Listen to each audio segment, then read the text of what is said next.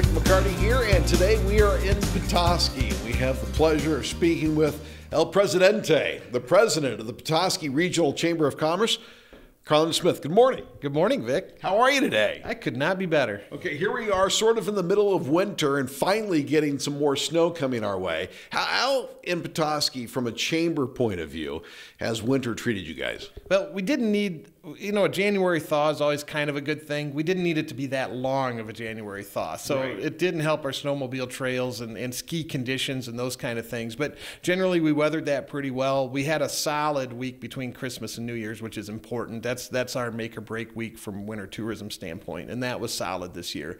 And, hopefully we get a little rally and a little fresh snow for President's Weekend, and we'll coast through the winter okay. Yeah. Now, when you think of Petoskey and the winter, what do you think is the most important? Is it the skiing? Is it the snowshoeing? Is it maybe the snowmobilers? Or is it all of that? That's a great question. Winter economy is really hard to balance. You want snow, but you don't want too much snow that they can't drive to get here. And you want it cold to keep the snow fresh, but you don't want it so cold that they can't be on the ski hills and those kinds of things. The balance is, skiing has always been our big one up here. The snowmobile trade has grown steadily, and that's been kind of a nice feature. But you got to give credit to places like Boyne Resorts who have diversified, and by adding like the Avalanche Bay Water Park and those kinds of things. So if the weather doesn't quite cooperate for what they want to do, there's still activities and things to keep people engaged. Now, I know you've got a luncheon coming up, and we'll get to that in just a second. But as far as February is concerned, what are you guys looking at? Well, obviously, President's Weekend is the big thing in February. February ends up being a nice little bump. I mean, just a little bump, nothing like July, but still we get a nice little bump in February because of President's Weekend. Our downtown offices, downtown management board, we call it here, is working with the city of Petoskey on a winter carnival, winter festival type event that's going to have snow sports and activities at our winter sports park, which is the coolest place on earth, by the way. Yes. And then downtown's going to have ice sculptures and different events and activities through the downtown, and that's all going to happen President's Weekend. It should be a lot of fun. All right, now coming up here on February the 10th, you're going to have a little luncheon, a little state of the community. Kind of talk a little bit about the overall basis for this luncheon, and then we'll get into the nitty-gritty. Well, the president does a State of the Union, and the governor does a State of the State, and so we had this idea several years ago that maybe we could do a State of the Community kind of event.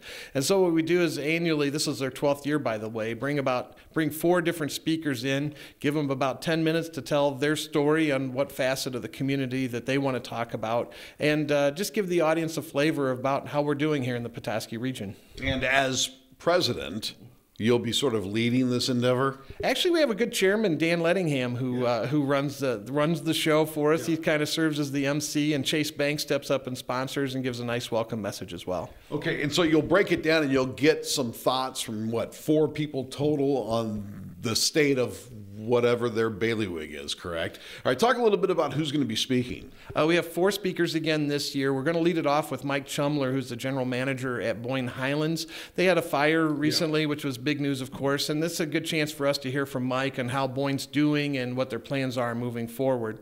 We'll follow that up with our friend Kent Wood from the Northern Michigan Chamber Alliance, and Kent's going to give kind of a legislative preview of the things that are cooking in Lansing and what's going on that he's following.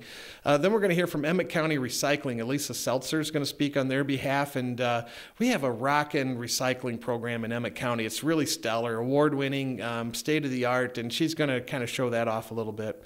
Then we'll wrap it up with Andy Hayes of the Northern Lakes Economic Alliance with kind of a little state of our economy. How is, we hear a lot about the economy, and depending on who you listen to, it's either it's getting robust, it's somewhere less than robust, it's maybe not where we thought it should be. What's the feeling from the chamber as far as this area is concerned?